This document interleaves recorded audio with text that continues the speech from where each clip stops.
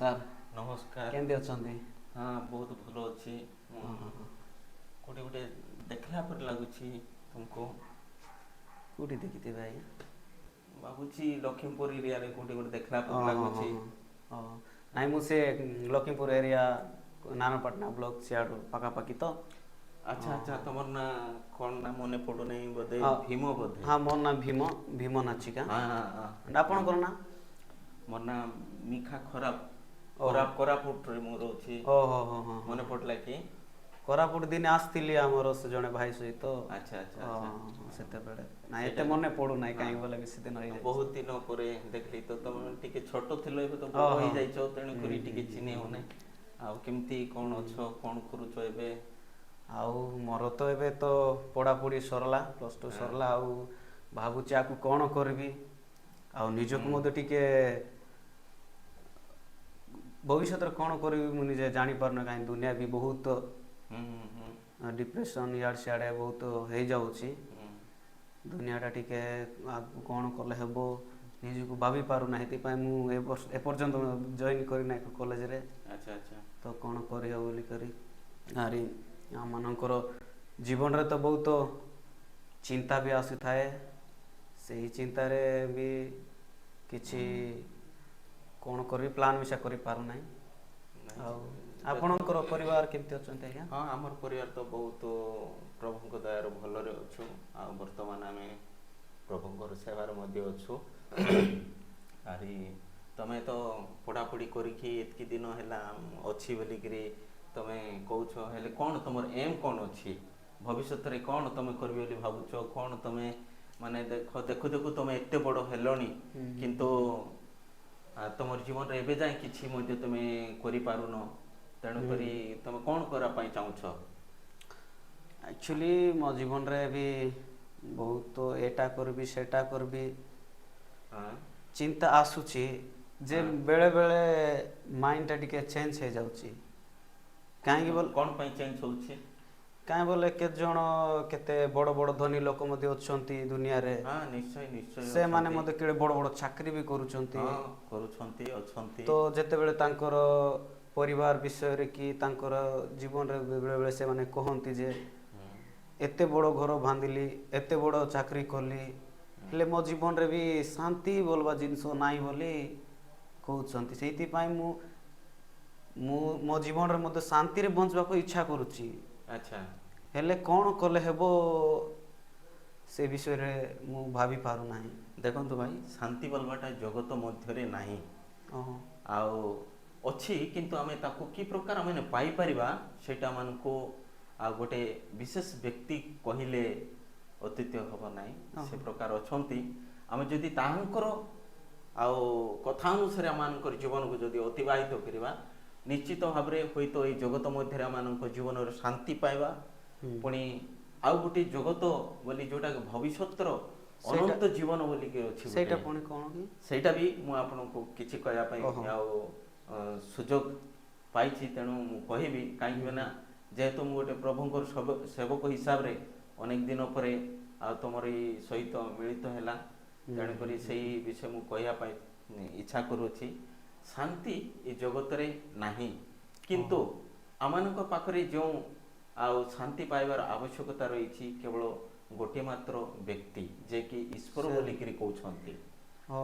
आउ आमे समस्त जानिछु जे शांति प्राप्त हेबा पई हेले आजिकली लोक माने मंदिर जाईकरी विभिन्न तीर्थ स्थान मानन जाईकरी कोन करूछंती आउ भ्रमण करूछंती पूजा करूछंती किंतु सेमानकर जीवन रे केबे मध्ये शांति प्राप्त हो नांती काहे कि ना से जाको सब आमे जेतबे चिंता करूछु से जाको गोटे जगतर विषय को जोटा कि काठ आ पत्थर ए सब विषय को नै कि से माने कोन करूछंती पूजा करूछंती काठ पत्थर कि कोनोसी मूर्ति को जदि आमे जेतबे पूजा करबा सेटा मानकर जीवन केबे मध्ये शांति देई न थाए काहे कि सेटा होचे गोटे विशेष वस्तु सेटा मनुष्य निर्माण करिथिबा गोटे आ वस्तु विशेष अटे तेणु करी से जाको आमानकर जीवन केबे शांति देई न थाए केवल शांति बोलवा जिनिस जे आमने शुणी अच्छु पवित्र बाइबल बोली कि गोटे विषय अच्छी से पुस्तक आमने बा से धर्मशास्त्र जेते बेले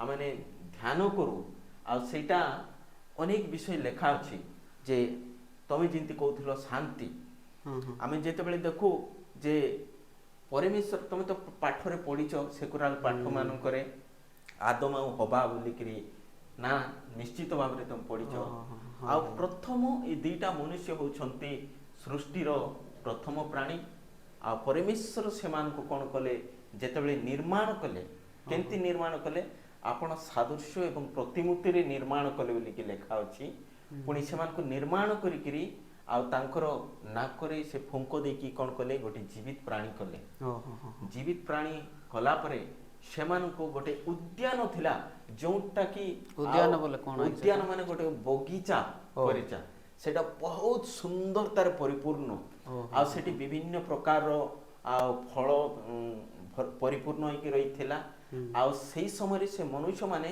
ଏ ପ୍ରକାର ତାଙ୍କରି ଗୋଟେ ଆଚ୍ଛାଦନ ଶରୀର ଥିଲା ଯାହାକି ଗୌରବରେ ପରିପୂର୍ଣ୍ଣ ହେଇକି ଥିଲା କିନ୍ତୁ ପରମେଶ୍ୱର ଗୌରବ ମାନେ ନିଜର ଯୋଉଟା କି ମାନେ ସେଟା ନିଜ ବିଷୟରେ ସେ ଗୌରବଟା ହଉଛି ଏ ପ୍ରକାର ଗୋଟେ ବିଷୟ ଯେ ସେମାନେ ଆଚ୍ଛାଦିତ ଯେତେବେଳେ ହେଇଥିଲେ ଆଉ କୌଣସି ପାପ ବୋଲବା ଜିନିଷ ତାଙ୍କ ପାଖରେ ନଥିଲା ସେଇ ବିଷୟ ହଁ ମୁଁ ସେଇଟା କହୁଛି ପାପ କ'ଣ ତ ସେଇ ବିଷୟରେ ସେମାନେ ଯେତେବେଳେ ଆଚ୍ଛାଦିତ ଥିଲେ ଆଉ ପରମେଶ୍ୱର ସେମାନଙ୍କୁ ଏଦେନ ଉଦ୍ୟାନରେ ଯେତେବେଳେ ରଖିଥିଲେ ସେଇ ସମୟରେ ସେମାନଙ୍କ ପାଇଁ ଗୋଟିଏ ଆଉ ଆଜ୍ଞା ଥିଲା ପରମେଶ୍ୱରଙ୍କର ଯେ ସେ ଆଜ୍ଞାଟା କ'ଣ ହେଉଛି ନା ପରମେଶ୍ୱର ସେମାନଙ୍କୁ କହିଥିଲେ ତୁମେ ଏଇଠାରେ ଥାଅ ଆଉ ଏଇ ଯୋଉ ବଗିଚା ଦେଖୁଛ ସେଇଠାରେ ଭ୍ରମଣ କରି ସମସ୍ତ ବୃକ୍ଷର ଫଳ କ'ଣ କରିପାର ଭୋଜନ କରିପାରିବ ଆଉ କିନ୍ତୁ ଗୋଟେ ଗଛର ଫଳ ତାଙ୍କୁ ଖାଇବା ପାଇଁ ମନା କରିଥିଲେ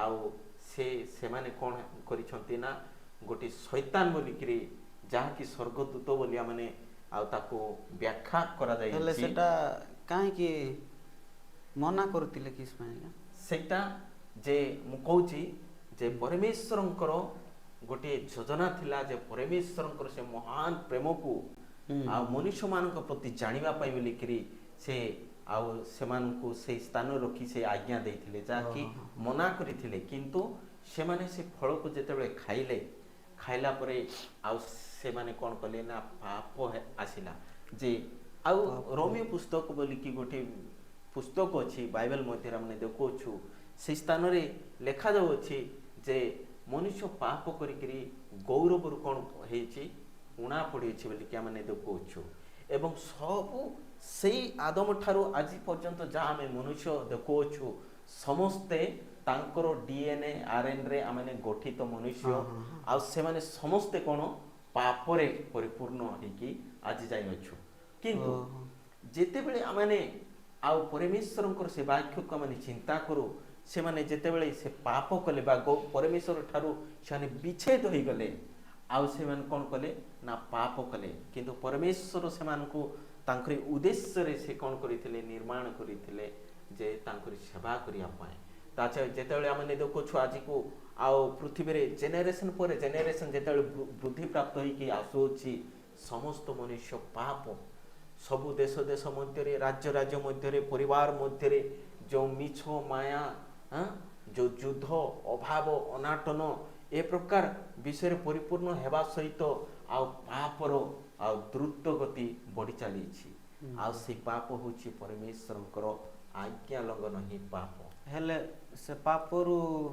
ଆମକୁ କେମିତି ମୁକ୍ତି ମିଳିବାକୁ ନିଶ୍ଚୟ ପାପରୁ ଆମମାନଙ୍କୁ ମୁକ୍ତି ମିଳିବ ତେଣୁକରି ଆମେ କ'ଣ କରିବାର ଅଛି ଏଇ ପାପମୟ ଜଗତରେ ଆଉ ଆମେ କ'ଣ କରିବାର ଅଛି ଯେ କେବଳ ଯେ କି ଆଉ ଈଶ୍ୱର ବୋଲିକିରି କହନ୍ତି ସେ ଆମମାନଙ୍କ ପାଇଁ ଯେତେବେଳେ ଚିନ୍ତା କଲେ ଯେ ମନୁଷ୍ୟ ପାପ କରିକି କ'ଣ ହୋଇଅଛି ଆଉ ସେ ବିଚ୍ଛେଦ ହେଇଛି ଏଠାରେ କାଠର ବିଚ୍ଛେଦ ହେଇଅଛି ଯେ ପରମେଶ୍ୱର ଏବଂ ମନୁଷ୍ୟ ମଧ୍ୟରେ ଯେଉଁ ଗୋଟେ ସମ୍ପର୍କ ଥିଲା ଯେ ଗୋଟେ ପ୍ରେମ ଥିଲା ଯେ ଗୋଟେ ନିଗୁଢ଼ତା ଥିଲା ତାହା ସେମାନେ ମନୁଷ୍ୟ ଅବାଧ୍ୟ ସକାଶୁ କ'ଣ ହେଲା ବିଚ୍ଛେଦ ହେଇଗଲା ଆଉ ସେଇଥିରୁ ପୁନର୍ବାର ପରମେଶ୍ୱର କ'ଣ କଲେ ନା ସେମାନଙ୍କୁ ସଂଯୁକ୍ତ କରିବା ପାଇଁ ପରମେଶ୍ୱର କ'ଣ କଲେ ତାଙ୍କର ଏକମାତ୍ର ପୁତ୍ରଙ୍କୁ ଯେ କି ଯୀଶୁ ଖ୍ରୀଷ୍ଟ ବୋଲି ଆଜି ସାରା ଜଗତରେ କ'ଣ ପରିଚୟ ପାଇଅଛି ତାଙ୍କୁ କ'ଣ କଲେ ନା ଏ ଜଗତ ମଧ୍ୟକୁ ଗୋଟେ ମାନବ ରୂପରେ ସେ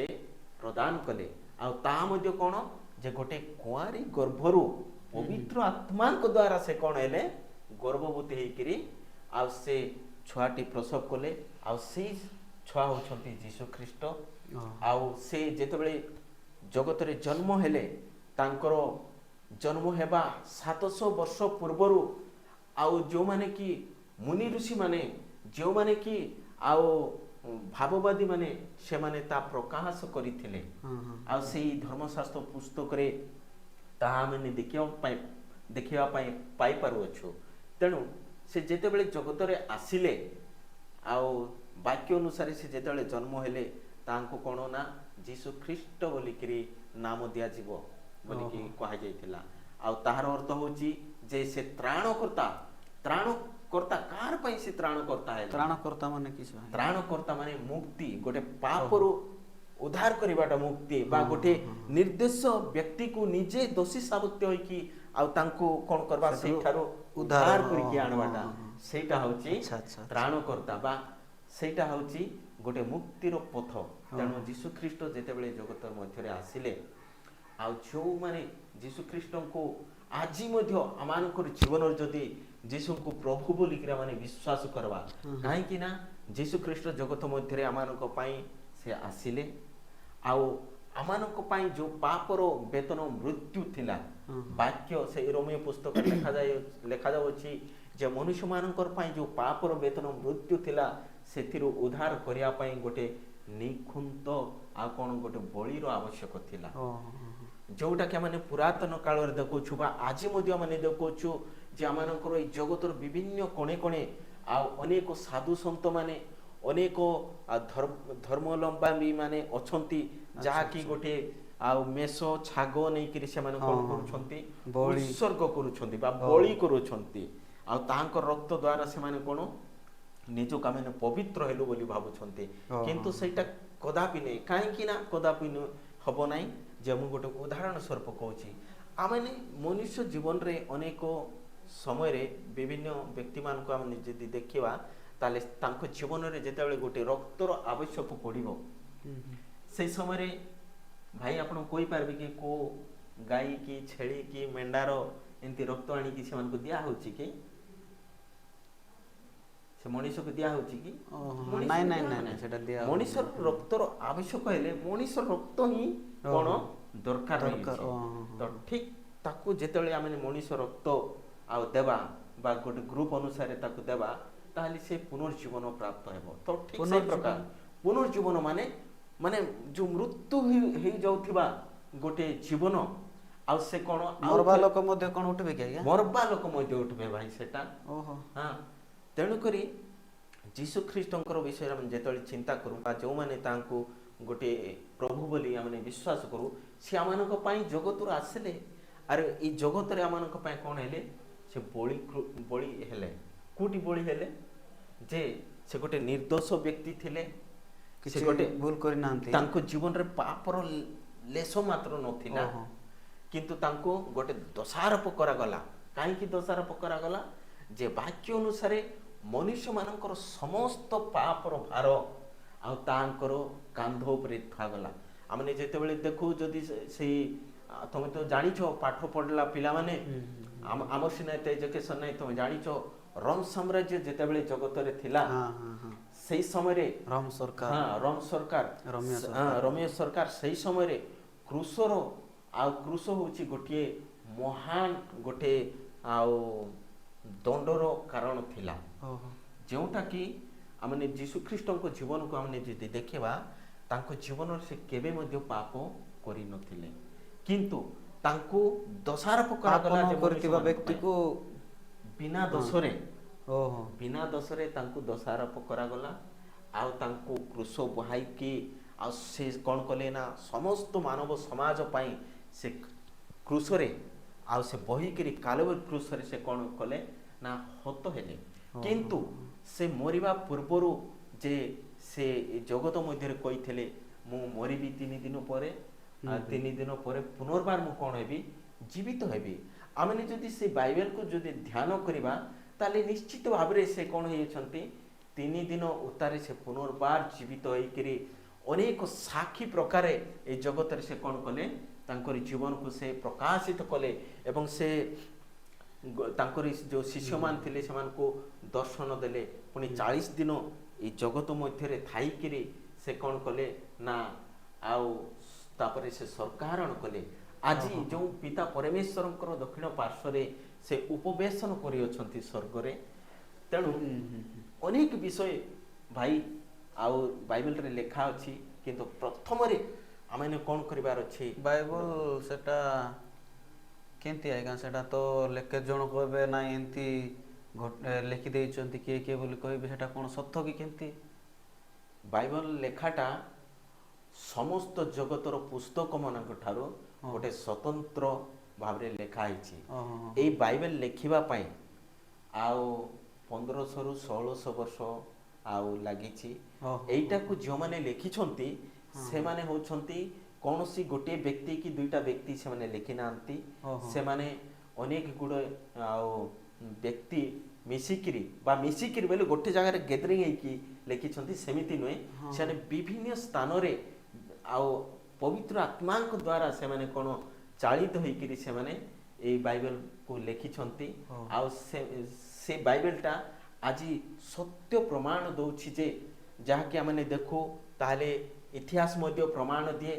ଆଉ ବିଭିନ୍ନ ପ୍ରକାରର ନାଇଁ ଆଜିକାଲି କୋଶ୍ଚିନ୍ରେ ମିଶା ଅଛି ଯେ ଦୁନିଆରେ ସବୁଠାରୁ ଅଧିକ ବିକ୍ରି ହେଉଥିବା ବହି ବାଇବେଲ, ପୁରୁଣା ବହି ବାଇବଲ ବୋଲି କହନ୍ତି, ସେଟା କ'ଣ ସତ୍ୟ?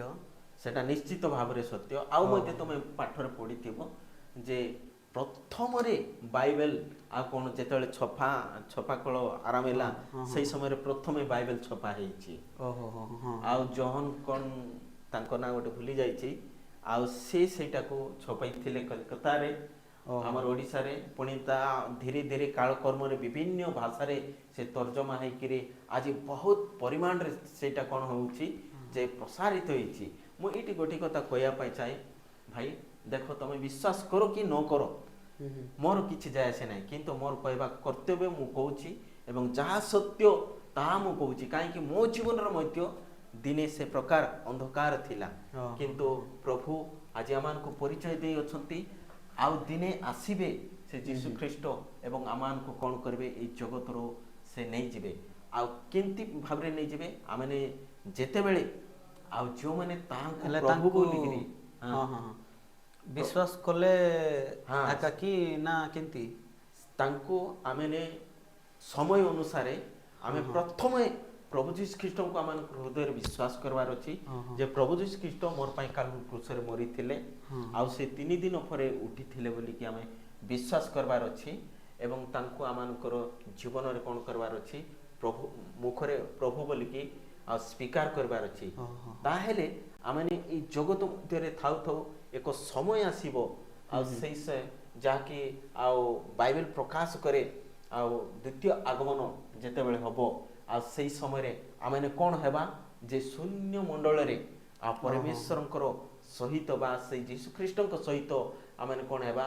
ଉର୍ଦ୍ଧ୍ୱକୁ ନିହିତ ହେବା। ପୁଣି ତା ପରେ ଆଉ କିଛି ବର୍ଷ ପରେ ପରମେଶ୍ୱରଙ୍କର ଯୋଜନା ଅନୁସାରେ ଆଉ ଗୋଟେ ଥର ଆଉ ଯେଉଁଟାକି ଆଉ ଦ୍ୱିତୀୟ ଆଗମନ ବୋଲି କହିବେ ସେଇଟା ହେବ। ଆଉ ସେଇ ସମୟରେ ଜଗତର ମହାକ୍ଲେଶ ଘଟିବ, ଯାହାକି ଆମେ ଦେଖୁଛୁ ଯେ ଆଜିକାଲି ଇସ୍ରାଏଲ ସହିତ ବିଭିନ୍ନ ଦେଶମାନେ କ'ଣ କରୁଅଛନ୍ତି? ଯୁଦ୍ଧ କରୁଅଛନ୍ତି। ବାବୁ ତମେ ତ ପଢ଼ାପଢ଼ି ଲୋକ, ତମେ ଯେତେବେଳେ ଯଦି ତମେ ଇତିହାସ ବହିକୁ ପଢ଼ିବ, ଆଜି ସେଇ ଇତିହାସ ବହିର ଅନୁସାରେ ସମସ୍ତ ବିଷୟ ଘଟୁଅଛି। ଇସ୍ରାଏଲ ହେଉଛି ଗୋଟିଏ ପରମେଶ୍ୱରଙ୍କର ମନୋନୀତ ଆଉ କ'ଣ ଦେଶ, କିନ୍ତୁ ତାକୁ ନାମୀକରଣ କରାଯାଇଥିଲା ଜଣେ ଲୋକଙ୍କ ଦ୍ୱାରା। ତେଣୁକରି ସମୟ ଥାଉ ଥାଉ ଆମେ କ'ଣ କରିବା?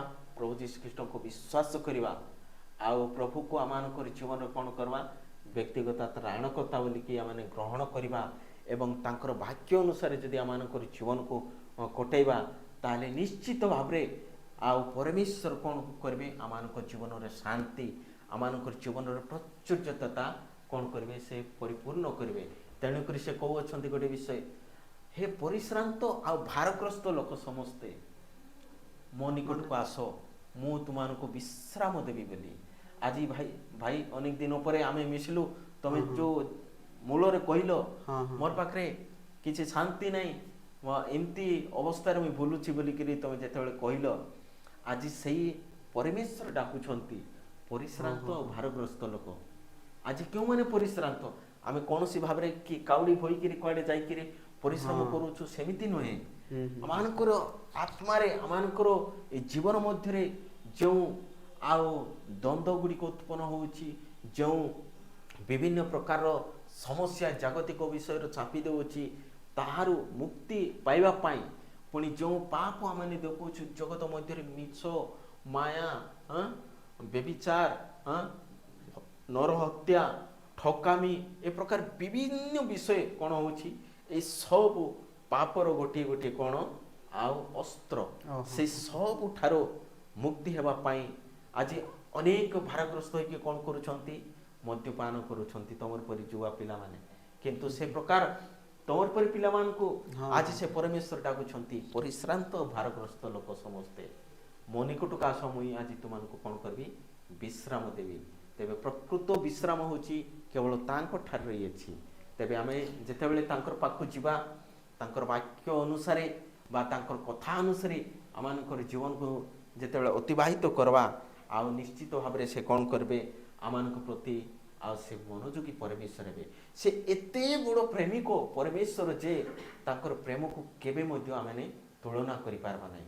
ସେଥିପାଇଁ ଜହନ ବୋଲି ଗୋଟେ ପୁସ୍ତକ ଅଛି, ସେଠି ଲେଖାଯାଉଛି, କାରଣ ଈଶ୍ୱର ଜଗତକୁ ଏଡ଼େ ପ୍ରେମ କଲେ ଯେ ସେ ଆପଣା ଅଦ୍ୱିତୀୟ ପୁତ୍ରଙ୍କୁ ଦାନ କଲେ, ଯେପରି ଯେ କେହି ତାଙ୍କଠାରେ ବିଶ୍ୱାସ କରେ ସେ ବିନଷ୍ଟ ନ ହେଇକି କ'ଣ ହେବ?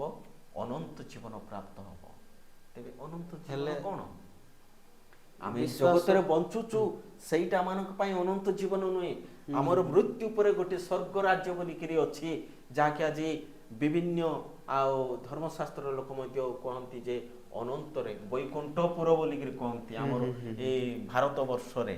ଆଉ ସେଇଠି ଯିବା ପାଇଁ ହେଲେ କେବଳ ଯୀଶୁ ଖ୍ରୀଷ୍ଟଙ୍କୁ ଆମେ କ'ଣ କରିବାର ଅଛି? ବିଶ୍ୱାସ କରିବାର ଅଛି। ତେଣୁକରି ଆଉ ଈଶ୍ୱର ଆମମାନଙ୍କୁ କ'ଣ କଲେ? ସେ କୌଣସି ବ୍ୟକ୍ତି ଭାବରେ କି କୌଣସି ଗୋଟେ ନିର୍ଦ୍ଦିଷ୍ଟ ଆଉ ଗୋଟେ ଦଳକୁ ସେ କ'ଣ କରିନାହାନ୍ତି? ଯେ ମନୋନୀତ କରିନାହାନ୍ତି। ସେଠି ଲେଖାଯାଉଛି, କାରଣ ଈଶ୍ୱର ଜଗତକୁ, ଜଗତ ବୋଲେ କ'ଣ? ତମର ଇଂଲିଶ ଭାଷାରେ କ'ଣ କହିବେ ମୁଇଁ ତ ଜାଣି ନାହିଁ। ଇଂଲିଶ ଭାଷାରେ ୱାର୍ଲଡର ସମସ୍ତଙ୍କୁ ପୁଣି କ'ଣ କଲେ? ପ୍ରେମ କଲେ ସେ। ଆଉ ସେ ପ୍ରେମ କରିକିରି ତାଙ୍କର ଏକମାତ୍ର ପୁତ୍ରଙ୍କୁ କ'ଣ କଲେ? ସେ ଦାନ କଲେ। ଆଉ ସେ ପ୍ରେମ କ'ଣ? ଆଉ ସେ ଦାନ କାହିଁକି କଲେ? ଆଜି ତମର ପରା ପିଲାମାନେ ଯଦି ସେଟା ଜାଣବା ପାଇଁ ହେଲେ, ସେଟା ପଢ଼ିକିରି ବୁଝବା ପାଇଁ ହେଲେ, ଆମର ଦେଶ ଏମିତି ନଥିବ, ଆମର ରାଜ୍ୟ ଏମିତି ନଥିବ, ଆଜି ଆମର ପୃଥିବୀ ଏମିତି ନ ହେବ। ନିଶ୍ଚିତ ଭାବରେ ଆମମାନଙ୍କର ଜୀବନ, ଆମର କ'ଣ ହେବ? ଆମର ଦେଶ, ଆମର ପଡ଼ିଶା, ଆମର ପରିବାର ସବୁ କ'ଣ ହେବ? ସୁରକ୍ଷା ହେବ। ସବୁ ବିଷୟରେ ସେଇଟା ଦେବା ପାଇଁ ପରମେଶ୍ୱର ମାନଙ୍କୁ କ'ଣ କଲେ? ପ୍ରେମ କଲେ। ଆଉ ସେ ଆଜି ଆହ୍ୱାନ କରୁଛନ୍ତି। ହେଲେ ସେଟା ପାଇବା ପାଇଁ ହେଲେ ମୁଁ କ'ଣ କରିବି ଆଜ୍ଞା? ସେଟା ପାଇବା ପାଇଁ ହେଲେ ହିନ୍ଦୁମାନଙ୍କର ପରି କେଉଁଠି ଯାଇ ନଡ଼ିଆ ନେଇ ପୂଜା କରିବା ଦରକାର ନାହିଁ, କି କେଉଁଠି ଯାଇକିରି ମୁଣ୍ଡିଆ ମାରିବା ଦରକାର ନାହିଁ। କେବଳ ଆମମାନଙ୍କର କହିଲେ ମୁଇଁ ତୁମକୁ ଟିକେ ଆଗରୁ, ଆମମାନଙ୍କର ଜୀବନରେ ଯୀଶୁଙ୍କୁ ପ୍ରଭୁ ବୋଲିକି ବିଶ୍ୱାସ କରିବାର ଅଛି। ଆରେ ଆମମାନଙ୍କର ମୁଖରେ ସ୍ୱୀକାର କରିବାର ଅଛି ଯେ ଯୀଶୁ ଖ୍ରୀଷ୍ଟ ହିଁ କ'ଣ? ମୋର ପ୍ରଭୁ, ମୋର ପାପ ପାଇଁ ଏ ଜଗତକୁ ଆସିଥିଲେ, ସେ ଜନ୍ମ ହେଲେ, ମୃତ୍ୟୁବରଣ କଲେ, ଆଉ 3 ଦିନ ପରେ ସେ କ'ଣ ହେଲେ? ଉଠିଲେ। କୋଉଠୁ ଉଠିଲେ? ଏଟା ବିଶ୍ୱାସ କଲେ ହେଇଯିବ। ଏତିକି ବିଶ୍ୱାସ କରିକି ଆମେ କ'ଣ କରିବାର ଅଛି? ତାଙ୍କର ନିକଟରେ ନିଜକୁ ସମର୍ପଣ କରିବାର ଅଛି। ଯେ ଆମେ କହିବାର ଅଛି, ପ୍ରଭୁ ମୁଇଁ ଜଣେ ପାପୀ, ଆଜି ମୋର ଜୀବନରେ ତୁମର ପରିଚୟ ଦେଇଅଛ, ଆଉ ସେଥିପାଇଁ ତୁମକୁ ଧନ୍ୟବାଦ ଦେଉଛି, ଏବଂ ମୋର ଜୀବନରେ ଆସ ତୁମେ, ମୁଇଁ ତୁମକୁ ପ୍ରଭୁ ବୋଲିକିରି ସ୍ୱୀକାର କରୁଅଛି ବୋଲିକି ଆମେ ଏତିକି ତାଙ୍କଠାରେ ପ୍ରାର୍ଥନା କରିବା। ଏବଂ ତାଙ୍କର ଏଇ ଲୋକମାନଙ୍କ ସହିତ ତାଙ୍କର ଧର୍ମଶାସ୍ତ୍ରକୁ ଆମେ ନିଜେ ଧ୍ୟାନ କରିବା, ନିଶ୍ଚିତ ଭାବରେ ଆମମାନଙ୍କର ଜୀବନ କ'ଣ ହେବ? ସୁରକ୍ଷା ହେବ। ଆମମାନଙ୍କର ଜୀବନରେ ଶାନ୍ତି ପ୍ରାପ୍ତ ହେବ। ଆଜି ୱାର୍ଲଡକୁ ଯଦି ଆମେ ଦେଖିବା, ତାହେଲେ ପ୍ରଥମରେ ସର୍ବ ଆଉ ଶ୍ରେଷ୍ଠ ଧନୀ ହେଉଛନ୍ତି ଖ୍ରୀଷ୍ଟିଆନ ମାନେ। ସର୍ବଶ୍ରେଷ୍ଠ ଆଉ ବୃହତ ଆଉ ଦେଶ ହେଉଛି ଖ୍ରୀଷ୍ଟିଆନ, ପୁଣି ଜ୍ଞାନୀ ସମସ୍ତ ବିଷୟରେ ଖ୍ରୀଷ୍ଟିଆନ ମାନେ ରହିଛନ୍ତି।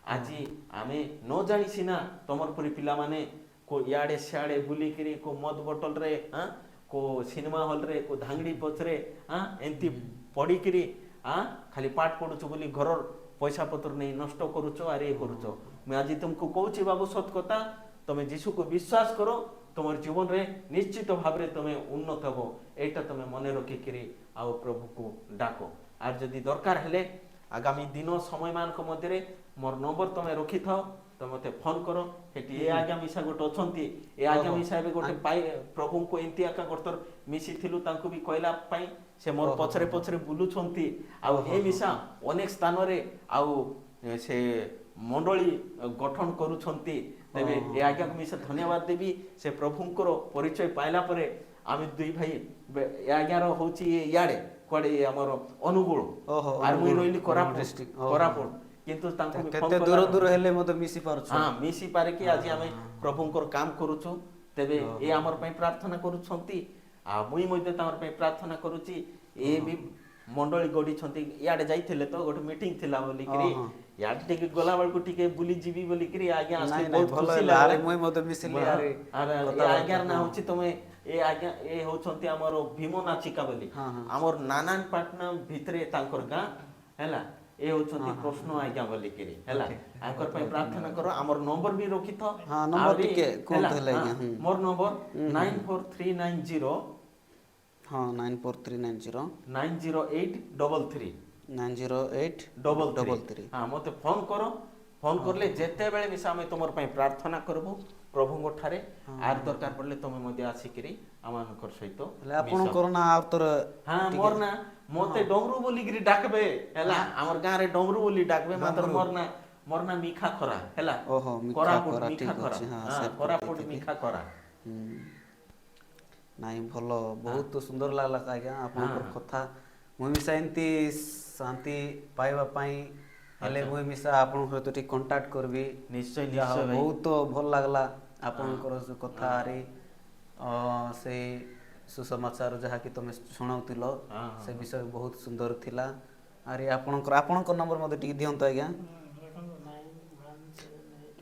9178 212 445 आपनकर ना कोन कहितले प्रसन्न कुमार हां प्रसन्न कुमार नायक आज्ञा बहुत बढ़िया लोक जा हो नाइ मते मते एंती जीवन पाइबा को जेंती शांति पाइबा पई एंती बहुत तमे जेते प्रभु को पाइबो नै कि तमे गां को तमे परिवर्तन करबार अछि सेटा जीवन रे मुई तुमको गोटे बोझ देली हैला हां ट्राई करबे आज्ञा आपन को तबे कांटेक्ट कर हां टाइम तो हेलानी भाई अरे ठीक अछि हमर टी गोटे एबे गोटे प्रार्थना अछि तो आमे मुई जाई के रेडी हेबार अछि साडे हमर माइकिना नै हमर मिसा ठीक अछि केते बेले दरकार हेले असुविधा हेले कोरापुट आइले फोन करके आसो करे किछि असुविधा नै हो बहुत बढ़िया धन्यवाद आज्ञा कॉल करबी आ हो